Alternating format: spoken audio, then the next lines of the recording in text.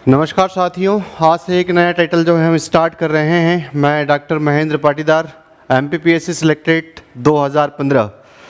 मैं आपको जो टॉपिक डिस्कस करने वाला हूं उस टॉपिक का नाम है आपके पास यहाँ पर हिंदी वाला। तो सामान्यतः क्या है कि किसी भी कंपटीशन एग्ज़ाम के हिसाब से ये वाला जो हमारे पास यहाँ पर पॉइंट है हिंदी वाला, ये बड़ा मुख्य रोल निभाता है।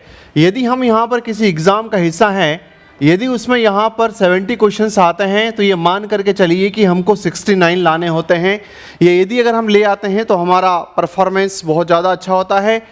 उसी प्रकार से यदि हमारे पास यहाँ पर किसी एग्ज़ाम में 25 वाला है तो उसमें से हमारे पास यहाँ पर 24 आने चाहिए, और यदि किसी एग्ज़ाम का हिस्सा अगर 20 है तो ये हमारे पास यहाँ पर 20 आने चाहिए।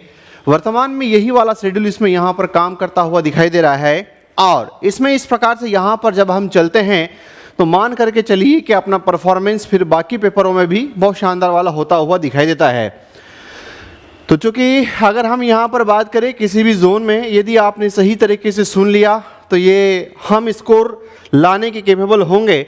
इसके पीछे रीज़न ये है कि कम से कम ये मान कर चलिए कि हमें इस टाइटल को, हिंदी वाले टाइटल को जो है पढ़ाते पढ़ाते यहाँ पर हो गया है 20 साल के आसपास या 19 साल के आसपास हम इस टाइटल को यहाँ पर पढ़ा रहे हैं, और कई बार कई सारे विद्यार्थियों ने इसमें शानदार वाला परफॉर्मेंस किया है। सबसे पहले यहाँ पर जब इसमें शुरू करते हैं तो बात आती है आपके पास यहाँ पर व्याकरण से। तो सबसे पहला नाम आपके पास यहाँ पर आता है व्याकरण का। यदि अगर आपसे ये पूछ लिया जाए कि व्याकरण किसे कहते हैं, तो कई बार जो है वो हमारे मन में आता है कि व्याकरण का कॉन्सेप्ट क्या है, इसकी परिभाषा क्या हो सकती है, सही तरीके से हम नहीं जानते। फिर कभी कभी ऐसा लगता है कि क्या व्याकरण वाला जो कॉन्सेप्ट है, क्या हमारे पास इसकी यहाँ पर परिभाषा आती है या आएगी, तो आंसर आता हुआ दिखाई देता है कि यस, व्याकरण के संदर्भ में हमारे पास यहाँ पर इसकी परिभाषा कई बार आती हुई दिखाई देती है। यदि मैं यहाँ पर एक सिंपल सा कॉन्सेप्ट लेकर के अगर चलूँ तो उसमें यहाँ पर बात आती है, एक शब्द है आपके पास यहाँ पर नियम। ये मान लो अगर आपको शब्द है याद, तो ये मान करके चलिए कि हम यहाँ पर व्याकरण की परिभाषा सही तरीके से इसमें बना सकते हैं, या इसको सही तरीके से इंटरप्रेट कर सकते हैं या ट्रीट कर सकते हैं। कहने का मतलब है यहाँ पर कि नियम क्या। तो जैसे ऐसा होता है कि जैसे अगर आपसे कभी कोई पूछता है कि बेसिकली संविधान क्या होता है, कॉन्स्टिट्यूशन क्या होता है, तब आप और हम इसमें यहाँ पर चर्चा करते हैं कि बेसिकली इसमें ये एक प्रकार की किताब है, और इस किताब में क्या लिखा हुआ है, तो आंसर आता है कि इसमें यहाँ पर नियम है, और नियमों को हम यहाँ पर जिस नाम से इंटरप्रेट करते हैं वो हमारे पास क्या जाते हैं इसमें, तो आंसर जाता है कि पूरे के पूरे नियम जो है वो अनुच्छेद फॉर्म में वहाँ पर रखे हुए हैं। तो इसी बात को लेकर के इसमें आपने कह दिया कि अच्छा ठीक है, एक प्रकार की किताब है जिसमें यहाँ पर कई सारे नियम होते हैं जिससे हमारा देश चलता है। इसी प्रकार से जब अगर आप इसकी बात करते हो तो इसमें भी उन्होंने कहा कि यहाँ पर नियम होते हैं, तो फिर अगला पॉइंट ये खड़ा होता है कि किस बात के नियम होते हैं, तो उसने कहा कि भाषा के। अब यहाँ पर भाषा को क्या करना है, तो उसने कहा कि जब हम भाषा की बात करते हैं तो भाषा के अध्ययन की इसमें कहीं ना कहीं बात आती हुई दिखाई देती है। तो भाषा के नियमों का जिस शास्त्र के अंतर्गत अध्ययन किया जाता है उसे हम जिस नाम से जानते हैं वो कहलाता है कॉन्सेप्ट आपके पास यहाँ पर व्याकरण। और इसका बहुत सिंपल सा कॉन्सेप्ट ये गया कि चूँकि जब हम कॉम्पिटिशन एग्ज़ाम में बैठे हैं तो कहते हैं कि यहाँ पर क्या हम ये बड़ी बड़ी परिभाषाएं याद कर पाएंगे, तो आंसर आता है इसमें कि बड़ी बड़ी परिभाषाएं जो है वो हम इसमें यहाँ पर याद नहीं कर पाएंगे। तो उस सेंस में हमारे पास यहाँ पर यदि हम कीवर्ड थेरेपी लेकर के चलते हैं, यदि हमारे पास यहाँ पर कीवर्ड जो है वो थेरेपी है, तो मान करके चलिए कि अपना कॉन्सेप्ट इसमें यहाँ पर बहुत बढ़िया बनता हुआ दिखाई देगा। तो पहली परिभाषा इसमें यहाँ पर क्या गई इसमें, तो इसमें यहाँ पर परिभाषा चली गई कि भाषा के अध्ययन के लिए जिन नियमों का अध्ययन किया जाता है उसे हम जिस नाम से जानते हैं वो कहलाता है आपके पास यहाँ पर व्याकरण। अब इसमें यहाँ से फिर आगे दो बढ़ते हैं। तो बेसिकली चूँकि कई बार हम इसमें जब चर्चा करते हैं तो हमारे पास यहाँ पर नाम है, एक है इसमें संस्कृत भाषा, दूसरा हमारे पास जो नाम इसमें आता है वो है इसमें हिंदी। यदि यहाँ पर इन दोनों के कॉन्टेक्स्ट में एक प्रश्न पूछ लिया जाए, व्याकरणाचार्य का नाम अगर पूछ लिया जाए कि वो व्याकरण का आचार्य कौन है, व्याकरण का आचार्य कौन है संस्कृत के पॉइंट ऑफ व्यू से? तो यहाँ पर जब हम इसमें नाम देखते हैं तो इसमें नाम आता है अपने पास, वो टाइटल है यहाँ पर पाणिनि का। इसमें जो नाम आता है वो पॉइंट आपके पास पाणिनि का है।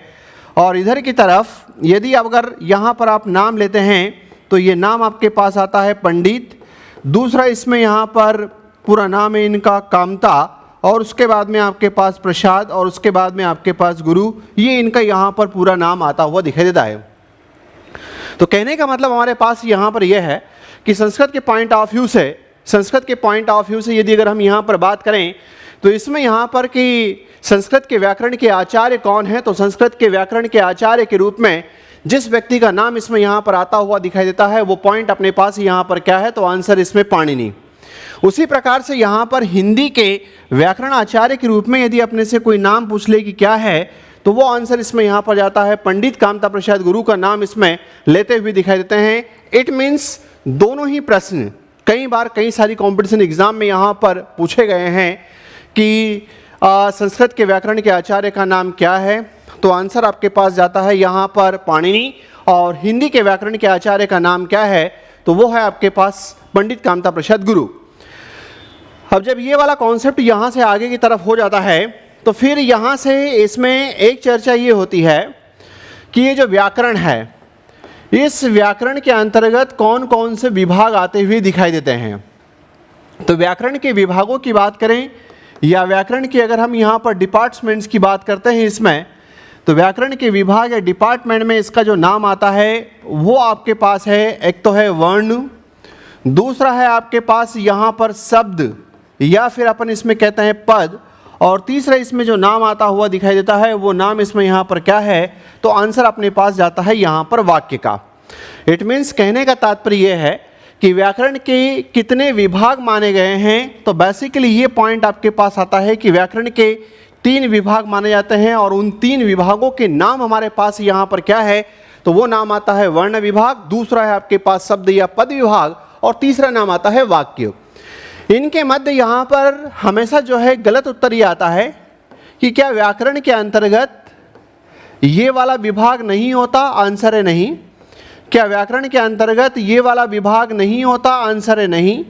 क्या व्याकरण के अंतर्गत ये वाला विभाग नहीं होता, तो आंसर आता है इसमें यहाँ पर नहीं। क्या अगर इन सब के बोस की बात कर ली जाए तो व्याकरण के अंतर्गत जो है वो आपके पास इसका विभाग आता है, तो आंसर आता है इसमें यहाँ पर नहीं।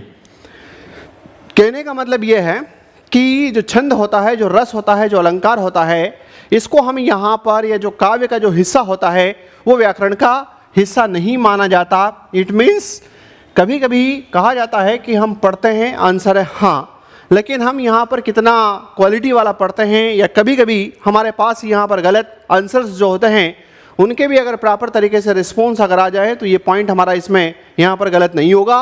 कहने का मतलब है कि हम पहले से इसमें समझ करके चलें। अब ये उत्तर आता है कि इसे व्याकरण का हिस्सा क्यों नहीं माना जाता। जैसे अगर मान लो अपने से कोई पूछ ले कि हम छंद को, रस को, अलंकार को व्याकरण का हिस्सा क्यों नहीं मानते, तो यहाँ पर बात ये ऐसी आती हुई दिखाई देती है कि चूंकि ये पूरा का पूरा है आपके पास काव्य की जब अगर हम बात करते हैं तो ये टाइटल है आपके पास यहाँ पर कविताएं। जब कविताओं की यदि अगर हम यहाँ पर बात करते हैं तो ये कविताओं का कनेक्शन कभी भी व्याकरण से नहीं रहा। कहने का तात्पर्य यह है कि कविताओं की सहायता से क्या हम व्याकरण नहीं सीख सकते हैं, तो आंसर है कि हाँ, नहीं सीख सकते, क्योंकि कई बार कविताओं में जब छंद की दृष्टि से इनको लिखना होता है तो वो वहाँ पर नहीं ऐसा लिख लेते हैं। क्या हमको ये वाला नहीं मान्य होगा, आंसर है नहीं, क्योंकि जब अगर हमको यहाँ पर सही वाले नहीं की अगर हम आवश्यकता पड़ती है तो हम यहाँ पर जिस पॉइंट को लिखते हैं वो हमारे पास पॉइंट ये वाला है। तो इसलिए हम इसको यहाँ पर कैसे कहें या किस पॉइंट ऑफ व्यू से इसे कहें कि ये वाला पॉइंट हमारे पास इसमें आता हुआ दिखाई देगा।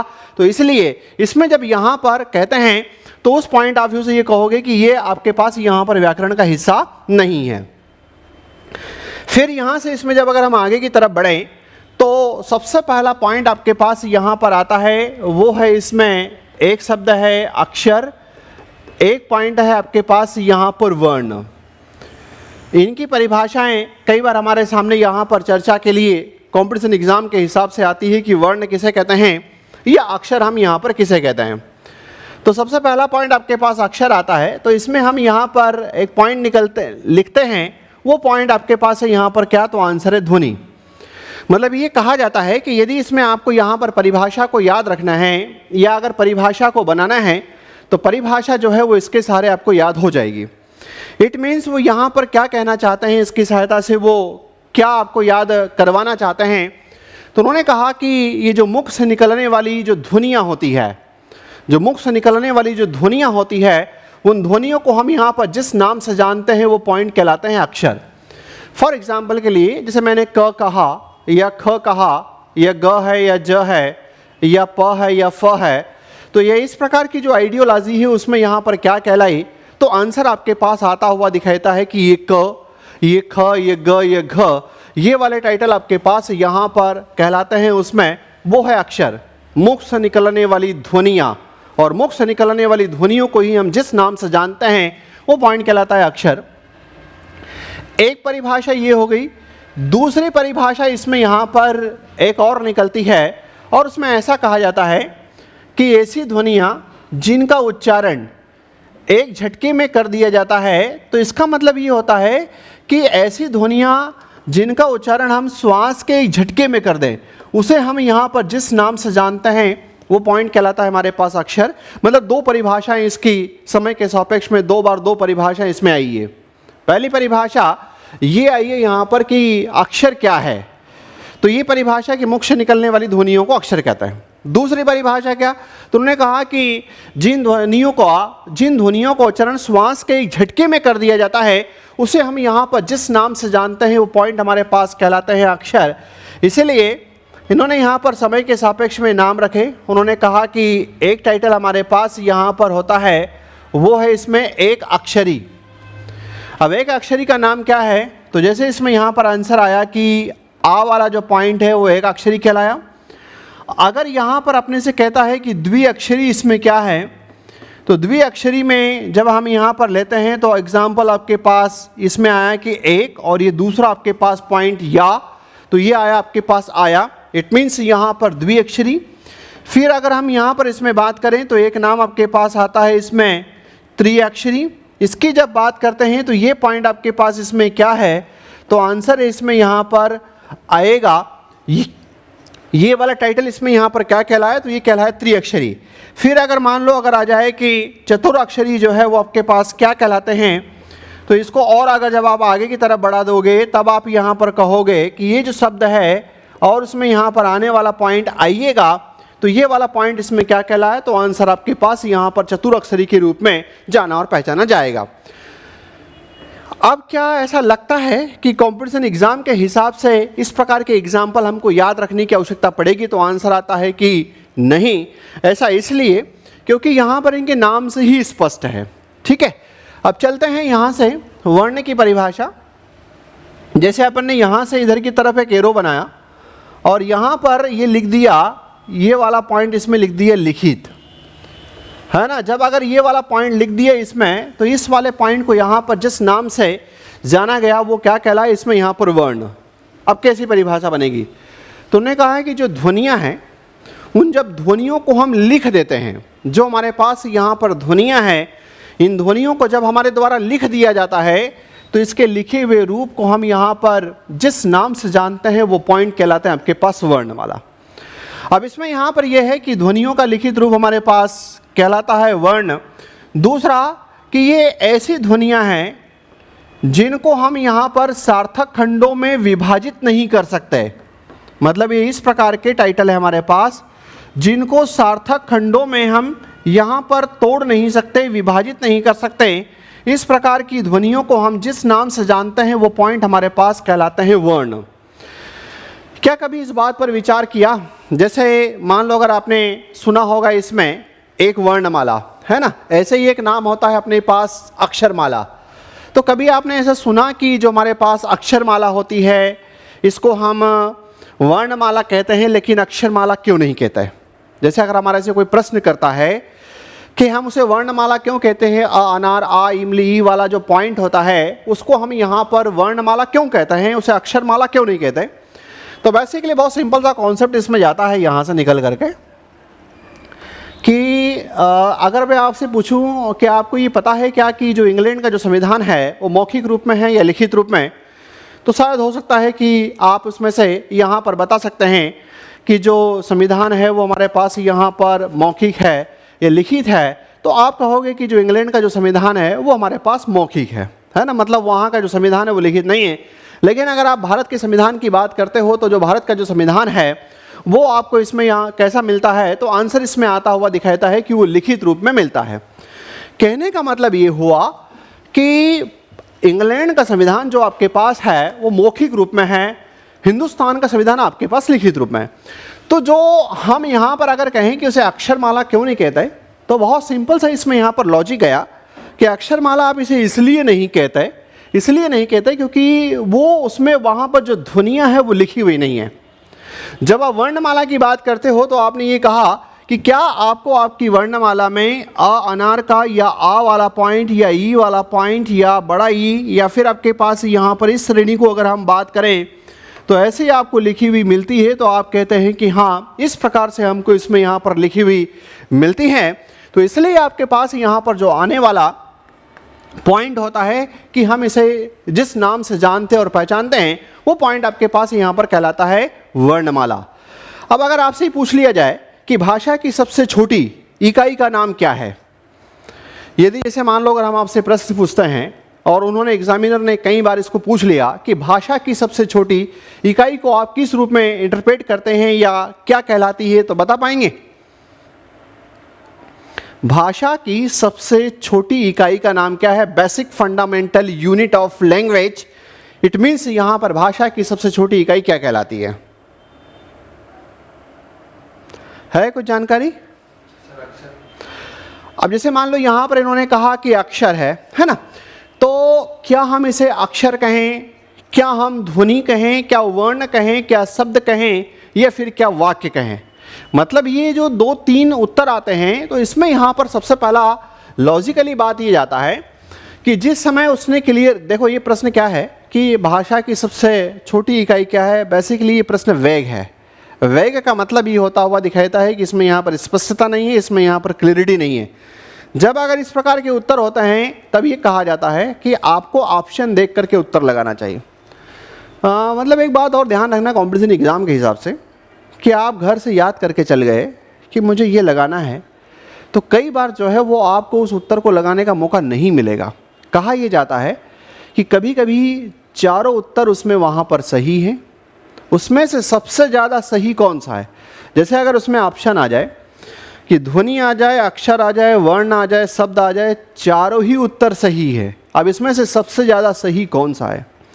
दूसरी बात आपके पास यहाँ पर आता है कि कभी कभी चूँकि ऑनलाइन एग्ज़ाम का और इस प्रकार का ट्रेंड हो गया है, प्रश्न एग्जामिनर को कई सारे बनाने होते हैं, तब ये कहा जाता है चारों ही उत्तर गलत है।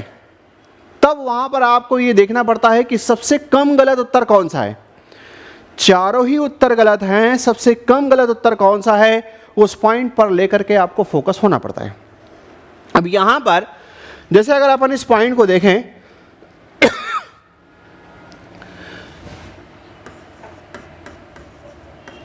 भाषा की सबसे छोटी इकाई क्या है, अगर आपके पास इस प्रकार के प्रश्न हैं, प्रश्न अगर ऐसा है और उत्तरों का नेचर जैसे मान लो उन्होंने इस रूप में दिया, ए लिया उन्होंने यहाँ पर ध्वनि, बी लिया जो है वो आपके पास यहाँ पर अक्षर, सी लिया इसमें यहाँ पर वर्ण और 4 लिया आपके पास शब्द, तो ऐसी स्थिति में इसका जो सटीक उत्तर यहाँ पर जाता हुआ दिखाई देता है कि भाषा की सबसे छोटी इकाई जिस रूप में आप लेते हो वो टाइटल आपके पास यहाँ पर क्या है, तो आंसर है इसमें ध्वनि। लेकिन अगर उसी प्रकार से एक प्रश्न और अगर पूछता है कि भाषा की सबसे छोटी मौखिक इकाई क्या है, तो उसका आंसर आपके पास यहाँ पर जाता है, वो है इसमें यहाँ पर ध्वनि। पर यदि वो प्रश्न का नेचर ऐसे बना दे कि भाषा की सबसे छोटी लिखित इकाई का नाम क्या है, तब इसका उत्तर जाता है वो है आपके पास यहाँ पर वर्ण। और अगर उस प्रश्न को ऐसा बना दें कि भाषा की सबसे छोटी अर्थगत लिखित इकाई कौन सी हैं, तो उसका उत्तर जो है वो आपके पास यहाँ पर जाता है, वो है आपके पास यहाँ पर शब्द। और इसी प्रकार से थोड़ा सा अगर चेंज हो कर ले कि वाक्यगत संरचना की दृष्टि से, वाक्यगत संरचना की दृष्टि से आपके पास यहाँ पर भाषा की सबसे छोटी इकाई क्या होती है, तब उसमें जो है आंसर आपके पास यहाँ पर जाता हुआ दिखाई देता है, वो है वाक्य। कहने का मतलब है कि प्रश्न एक है, आप घर से याद जो करके जाते हैं उसके बिहाव पर कॉन्सेप्ट चलने वाला नहीं है। हमारे अंदर जो लीडिंग के 4 या 5 प्रश्न होते हैं जिनसे अपने को लीडिंग लेने हैं, उन लीडिंग लेने वाले कॉन्सेप्ट में आपको कहीं ना कहीं यहाँ पर डिसीजन लेना होगा। उन 4 उत्तरों में से किसी एक बेस्ट उत्तर का चयन करना पड़ेगा। ठीक है, तो अभी तक हमने यहाँ पर इसमें 3 बातें जो है वो डिस्कस की है कि व्याकरण हम किसे कहते हैं, उसके बाद में पॉइंट आया आपके पास कि अक्षर हम यहाँ पर किसे कहते हैं, और एक पॉइंट आपके पास आया कि वर्ण किसे कहते हैं। इसी के मध्य एक बात आपके पास यहाँ पर, जैसे अपन ने जिसकी चर्चा करते हैं तो उसमें आता है ये वाला कॉन्सेप्ट कि वर्णमाला किसे कहते हो। अगर इसकी परिभाषा पूछ ली जाए कि वर्णमाला हम यहाँ पर किसे कहते हैं या किस रूप में जानी जाती है, तो क्या बताएंगे आप कि वर्णमाला किसे कहते हैं?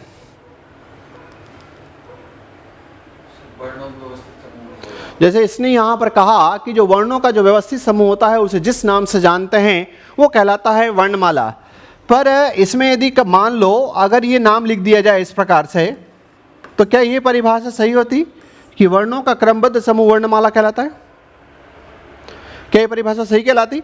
अगर ये परिभाषा केवल ऐसी आ जाती कि वर्णों का समूह वर्णमाला कहलाता है, क्या इस परिभाषा को अगर हम यहाँ पर लेते तो क्या इस परिभाषा को आप एडॉप्ट करते? आंसर है यहाँ पर नहीं। जैसे कहने का मतलब ये है कि शब्दों में जो है वो कितना जबरदस्त वाला इसमें यहाँ पर अंतर आता हुआ दिखेता है। एक बार उसने प्रश्न पूछ लिया, पहला ऑप्शन उसने वहाँ पर दिया कि जो वर्णों का समूह होता है उसे वर्णमाला कहते हैं। दूसरा ऑप्शन दिया कि वर्णों के समुदाय को वर्णमाला कहते हैं। तीसरा ऑप्शन दिया कि वर्णों के व्यवस्थित समूह को या वर्णों के क्रमबद्ध समूह को वर्णमाला कहते हैं।